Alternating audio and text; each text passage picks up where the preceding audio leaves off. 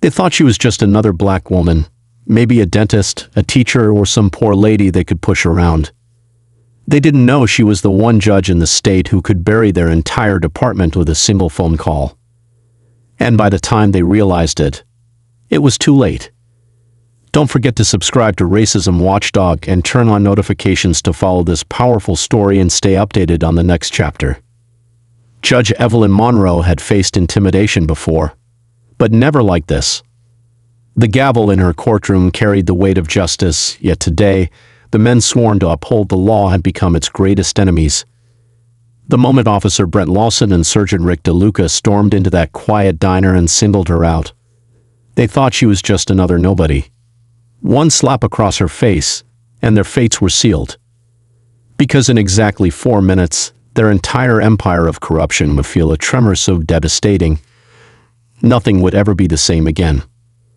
The air in the small-town diner was thick with the scent of fresh coffee and sizzling bacon. Judge Evelyn Monroe sat alone in a booth by the window, her fingers idly tracing the rim of her mug as she watched the world move around her. To anyone looking, she was just another traveler, another out-of-towner passing through. But Monroe was far from ordinary. A federal judge with a no-nonsense reputation, Monroe had spent the last decade dismantling corruption with the force of a wrecking ball. She had ruled against powerful police unions, called out misconduct, and even sent high-ranking officials to prison. She was the kind of judge who refused to look away, no matter the consequences. Her most recent case had made national headlines, a ruling against a notorious group of officers who had built their careers on lies, intimidation, and brutality. She had stripped them of their badges, exposed their crimes, and ensured they would never wear the uniform again. But corrupt systems don't go down without a fight, and neither did their allies. For weeks, she had received threats. Veiled warnings slipped into her mail. A dead bird left outside her home. Unmarked cars parked just beyond her driveway. But Monroe never cowered. If anything, it only strengthened her resolve. She wasn't here by accident. She had returned to this small town to reconnect with her roots, to remind herself of the world she came from before the marble floors of the courthouse. What she didn't know was that this town, once a place of childhood memories, was now ruled by men who despised everything she stood for. And now, as she sat in that diner, she was about to face them head-on. The diner door swung open with a force that rattled the bell above it. A hush fell over the space as 2 men entered, Officer Brent Lawson and Surgeon Rick DeLuca. Their reputations preceded them. They weren't just cops, they were enforcers. They operated above the law, making and breaking rules as they pleased. And in this town, nobody questioned them. Lawson, built like a bulldozer with a badge, scanned the room with a smirk. DeLuca, leaner but just as dangerous, followed suit, cracking his knuckles like he was eager for a reason to use his fists. Then their eyes landed on her. She wasn't familiar. A stranger. Someone who didn't belong. And that in their minds was enough. "Ma'am," Lawson drawled, sauntering over to her booth. "Mind telling us what you're doing here?" Monroe didn't look up right away. She took a slow sip of her coffee before meeting his gaze. "Having breakfast." DeLuca scoffed. "You've got ID on you?" She raised a brow. "Am I being detained?" Lawson leaned in, his smile sharp. "You're in our town. We ask the questions." The diner's patrons had gone silent, eyes darting between the officers and the woman in the booth. No one dared to intervene. No one ever did. Monroe exhaled slowly, setting her coffee down. "And what exactly am I being accused of?" DeLuca folded his arms. "Suspicious activity." A laugh nearly escaped her lips. "Suspicious how?" Lawson's patience thinned. "You fit the description of someone we're looking for." It was an old game, one she had seen played countless times before. Fabricate a reason. Assert dominance. Make them comply. But Monroe wasn't just anyone. She reached into her coat, moving slow enough to prevent any false accusations. She retrieved her wallet and pulled out her ID, setting it on the table between them. Lawson snatched it up, barely glancing at it before scoffing. "Evelyn Monroe," he read mockingly. That's supposed to mean something to us? She tilted her head. Maybe. DeLuca's lip curled. What brings you here, Monroe? Visiting. Lawson's fingers drummed against the table. Well, visiting time's over. Monroe's jaw tightened. Excuse me? DeLuca leaned in. You're leaving. Now. She met his stare, unwavering. Or what? The diner held its breath. Then, the slap came without warning. A sharp crack that echoed through the silent room. Monroe's head barely moved, but the sting rippled across her skin. Gasps filled the space. A fork clattered to the floor. A waitress covered her mouth. Lawson's smirk widened. Now you get it. But Monroe's reaction wasn't what they expected. She didn't cower. She didn't shake. She simply exhaled and looked them in the eyes. Then she pulled out her phone and dialed. 1 ring, 2 rings, then a voice answered. This is Director Marcus Stone.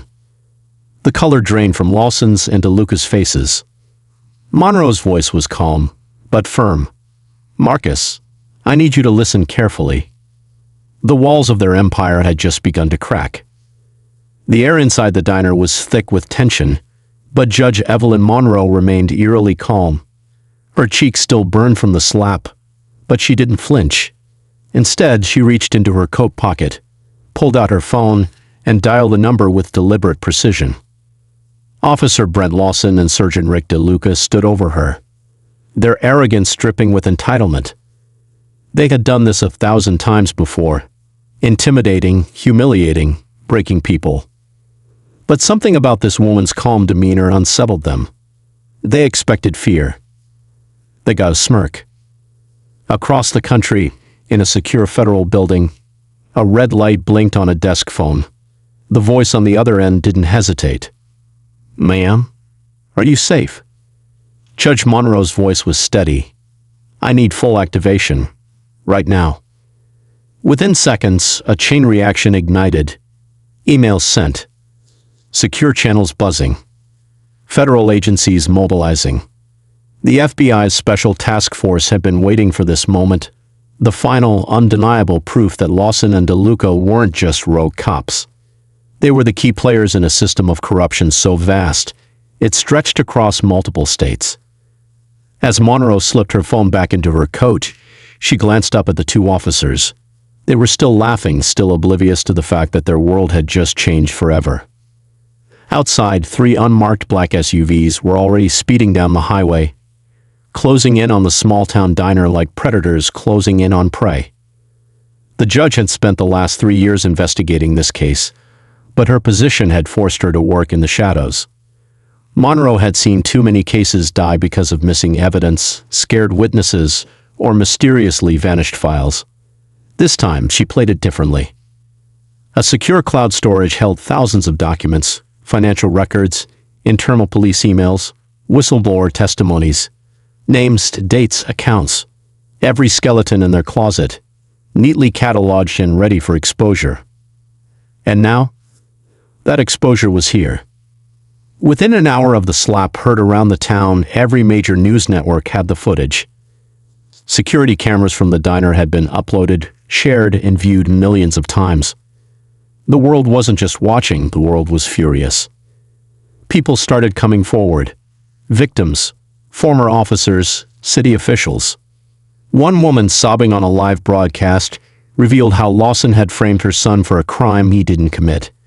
He'd been in prison for 7 years. A former rookie cop, speaking anonymously, detailed the weekly cash drops to DeLuca from local gangs in exchange for protection. A forensic analyst admitted he'd been forced to alter toxicology reports on at least 10 suspicious police shootings. The town, once shackled in silence, erupted. Protests began swelling in the streets. Social media was flooded with clips of Monroe's assault, overlaid with damning testimonies of past victims. Hashtags demanding justice trended worldwide. Inside the police department, panic set in. Phones rang nonstop. Officials scrambled. The mayor, the district attorney, and every higher-up connected to the department were now in free fall. And at the center of it all, Judge Evelyn Monroe, silent, patient, waiting. Lawson and DeLuca sat inside the precinct's break room, chugging coffee, their hands shaking. Their usual bravado was gone. The TV above them played the news in a loop. Federal judge assaulted by corrupt cops. Nation reacts. They watched in horror as their own faces filled the screen. Lawson's phone buzzed violently on the table. He grabbed it, already knowing who it was. Captain Rogers. His voice was like steel. "You two better get your asses back here. Now." They scrambled to their car, but as they pulled into the station's lot, their stomachs dropped. Something was wrong. Rows of black SUVs lined the street. News vans parked across from the building. The doors to the precinct were open, but it wasn't welcoming. It was a trap. As soon as they stepped inside, they saw them, every cop, detective, and superior officer standing in silence. In the center of the room stood Captain Rogers, flanked by 2 federal agents. For the first time in their careers, Lawson and DeLuca felt something alien. Fear. This wasn't just an arrest. This was a reckoning. The storm that had been brewing for years finally broke. Federal agents swarmed the police department like a swarm of locusts. They were everywhere. Agents in tactical gear pouring into the station, blocking all exits, confiscating evidence, and dismantling the house of cards that Officer Lawson and Sergeant DeLuca had built. This wasn't just a raid. It was the final, irreversible collapse of a corrupt empire. Judge Monroe's phone call had triggered something that couldn't be stopped. She didn't just call for help, she had called for the reckoning. The FBI moved swiftly, dispatching agents to every corner of the small town, gathering evidence and connecting the dots that had taken years to piece together. The operation was meticulous but fast, and the officers had no idea what was coming for them. As agents flooded the police department, files were seized, boxes of them, documents that had been carefully hidden in locked drawers, recordings of shady deals, and logs detailing the numerous illegal activities they had orchestrated for years. The evidence piled up, and with it, the weight of their guilt. Everything that had been covered up, everything they thought they'd buried, was now laid bare. It wasn't just Lawson and DeLuca who were going down. As the investigation expanded, it became clear that their corruption had deep roots. Politicians, business leaders, and even fellow officers had been part of this sickening web.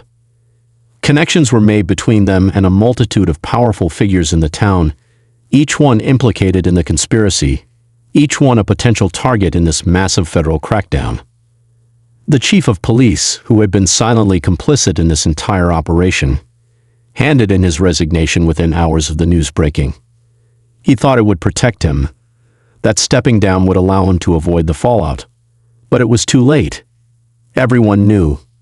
And as he walked out of the department for the last time, there were no cheers, no applause, just the heavy silence of inevitable doom. With the chief gone, the entire department fractured. Officers, once loyal to the corrupt leaders of their force, began to turn on each other. Whistleblowers who had kept silent for years, too afraid to speak out for fear of retaliation, finally found the courage to come forward. As the news spread like wildfire, the dam of fear broke, and stories of police brutality, falsified reports, and planted evidence flooded into the public eye. One by one, the officers who had helped maintain this corrupt system began to fall. Officers who once thought themselves untouchable were suddenly no more than disgraced criminals. They were arrested, charged with everything from bribery to assault. And as they were taken into custody, one by one, their smug faces, once confident in their immunity, showed nothing but fear. Meanwhile, the town that had suffered in silence for so long began to awaken. The people who had been oppressed for years found themselves emboldened, speaking out against the injustice they had lived under for far too long. Each testimony added more weight to the pile of evidence that was threatening to bury these officers forever. Survivors of the brutality the officers had inflicted on them found strength in Judge Monroe's fight. The assault on her had become the catalyst that he needed to push forward with their own cases. These survivors stepped into the light, sharing their stories of abuse, of pain, of lives ruined by those who had sworn to protect them. The floodgates were open, and the officers had nowhere left to hide. Now everything had come full circle. The officers, once cocky, untouchable, found themselves handcuffed, led into the courtroom for what was to be their final judgment. As they were dragged before the bench, they must have realized the depth of their error, but it was too late for regrets. The courtroom fell silent as Judge Monroe entered. Her face, still bruised from the slap they had delivered to her that fateful day, remained stoic. She walked into that room with the kind of strength that only someone who had faced true adversity could carry. Her presence alone was a reminder of everything that had happened, of everything they had tried to cover up. The officers didn't dare meet her eyes. They had been the ones who thought they were above the law, who thought their badges would shield them from consequences. Now they were in her courtroom, and it was her gavel that would bring their empire crashing down. Judge Monroe lifted her gavel. The sound of it hitting the wood was sharp, final. She didn't need to say much. Her presence, the weight of the moment, spoke volumes. But when she spoke, her words were like the final blow in a battle that had been years in the making. "You thought you were untouchable," she said, her voice calm, but with a fire that could melt steel. "But justice always finds its way." The words hung in the air, heavy with truth. The officers sat there, still in shock, unable to comprehend the full scale of their fall from grace. The once mighty had been brought to their knees by a woman they had underestimated in the public. Those who had long suffered in silence watched in awe as their tormentors were held accountable. But just as the weight of their defeat began to settle on their shoulders, the screen abruptly cut to black. A cascade of news reports flooded the screen. Shockwaves felt across the nation. Federal crackdown on corrupt cops expands. Headlines flash by in a blur, the gravity of the situation setting in. Federal agencies were now targeting corruption at every level, from local precincts to the highest offices. The ripple effect was undeniable. This wasn't just about a small-town police force. It was about a systemic problem that had been ignored for too long, and now change was inevitable. But the real question remained: who else was involved? How deep did this corruption go? And who would be next? How many more must suffer before real change happens? What would you do if you witnessed injustice like this? Let us know in the comments below. And remember, change starts with you. Don't forget to subscribe to Racism Watchdog and turn on notifications to follow this powerful story and stay updated on the next chapter.